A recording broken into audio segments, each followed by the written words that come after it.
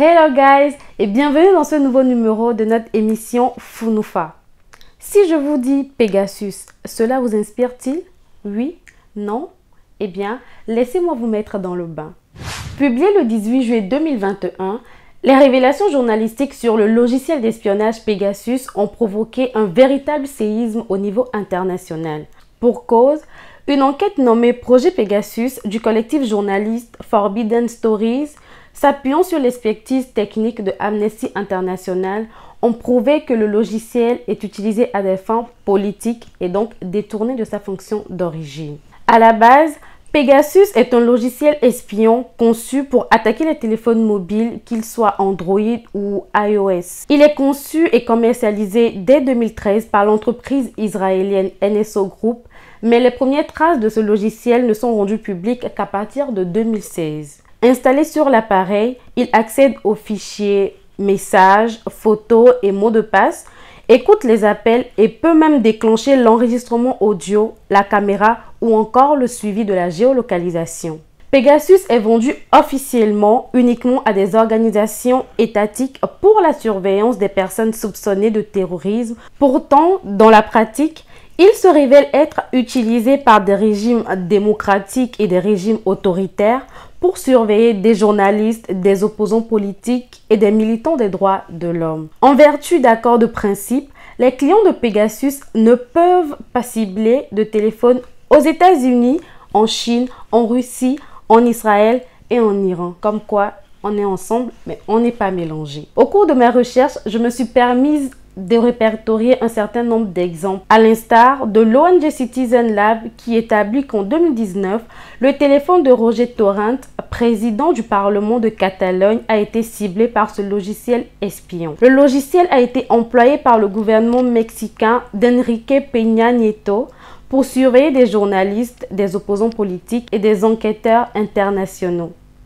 En mai 2019, Amnesty International a déposé un affidavit en Israël demandant de cesser la vente et la distribution du logiciel parce que celui-ci menacerait le droit à la vie privée et à la liberté d'opinion et d'expression et des violations des obligations israéliennes. Plus tard, en août 2020, le journal Le Monde révèle, d'après une enquête conjointement menée avec le journal The Guardian, que 6 Togolais opposant au régime en place ou dignitaires religieux, dont Monseigneur Alawanu, évêque du diocèse de Kpalimé, ont été la cible du logiciel Pegasus. Quelques mois plus tard encore, en décembre 2020, le laboratoire Citizen Lab révèle que plus d'une trentaine de journalistes de la chaîne de télévision qatari Al Jazeera ont été pris pour cible par Pegasus, probablement à l'initiative de l'Arabie Saoudite et des Émirats Arabes Unis. Plus besoin de préciser que l'utilisation de ce logiciel est controversée, même si l'entreprise revendique une utilisation légale de cette technologie. En l'occurrence, les enquêtes criminelles comme celle qui a mené à l'arrestation du baron de la drogue El Capo. L'onde de choc des révélations de la gigantesque opération d'espionnage continue de provoquer des réactions diverses dans plusieurs pays.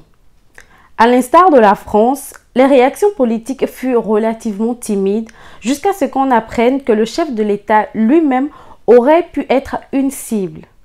Pour montrer l'extrême gravité de la situation, Emmanuel Macron a décidé de convoquer à l'Élysée un conseil de défense exceptionnel, mais aussi de changer et de téléphone et de numéro. Selon les données consultées par Forbidden Stories, le Maroc serait l'un des plus gros utilisateurs du logiciel espion Pegasus et Rabat surveillerait de très près le pouvoir algérien.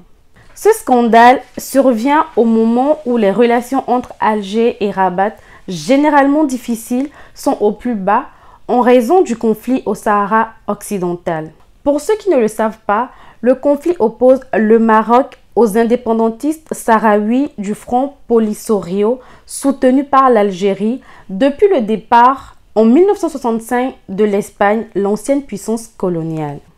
Accusé de s'être servi du logiciel pour espionner des journalistes, des défenseurs des droits de la personne et plusieurs dirigeants du voisin algérien, le Royaume du Maroc a annoncé qu'il poursuivrait Amnesty International et Forbidden Stories qui sont à l'origine des révélations, devant le tribunal correctionnel de Paris. Une première audience est donc prévue le 8 octobre devant la chambre spécialisée en droit de la presse, mais le procès ne devrait pas avoir lieu avant environ 2 ans. Une chose est sûre, on n'a pas fini d'entendre parler de ce sulfureux logiciel parce qu'il y aura forcément des rebondissements dans l'affaire.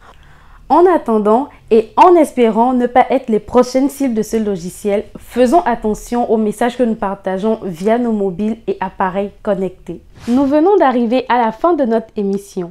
Si le contenu a été de votre goût, n'hésitez pas à aimer, à commenter et à partager. Surtout, n'hésitez pas à vous abonner à nos différentes pages sociales pour ne rien rater de notre actualité. À la prochaine!